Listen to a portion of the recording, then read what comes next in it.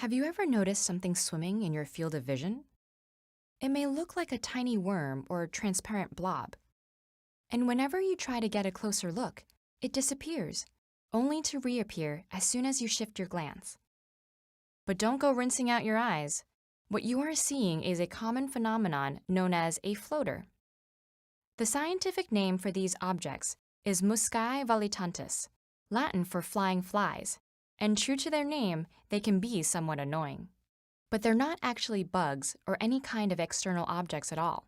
Rather, they exist inside your eyeball. Floaters may seem to be alive since they move and change shape, but they are not alive. Floaters are tiny objects that cast shadows on the retina, the light-sensitive tissue at the back of your eye. They might be bits of tissue, red blood cells, or clumps of protein.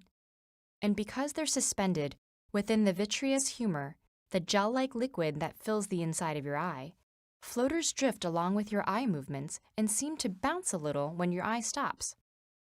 Floaters may be only barely distinguishable most of the time.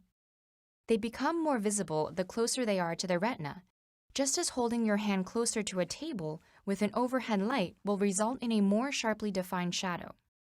And floaters are particularly noticeable when you are looking at a uniform bright surface, like a blank computer screen, snow, or a clear sky, where the consistency of the background makes them easier to distinguish. The brighter the light is, the more your pupil contracts. This has an effect similar to replacing a large diffuse light fixture with a single overhead light bulb, which also makes the shadow appear clearer. There is another visual phenomenon that looks similar to floaters, but is in fact unrelated. If you've seen tiny dots of light darting about when looking at a bright blue sky, you've experienced what is known as the blue field entoptic phenomenon. In some ways, this is the opposite of seeing floaters. Here, you are not seeing shadows, but little moving windows letting light through to your retina. The windows are actually caused by white blood cells moving through the capillaries along your retina surface. These leukocytes can be so large that they nearly fill a capillary, causing a plasma space to open up in front of them.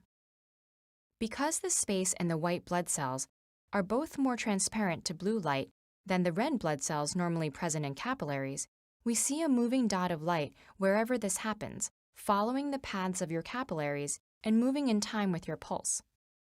Under ideal viewing conditions, you might even see what looks like a dark tail following the dot. This is the red blood cells that have bunched up behind the leukocyte.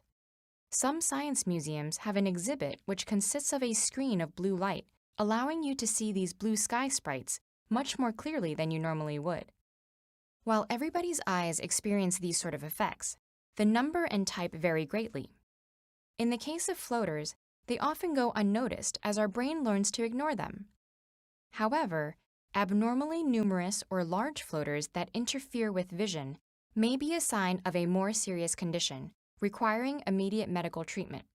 But the majority of the time, entoptic phenomena, such as floaters and blue sky sprites, are just a gentle reminder that what we think we see depends just as much on our biology and minds as it does on the external world.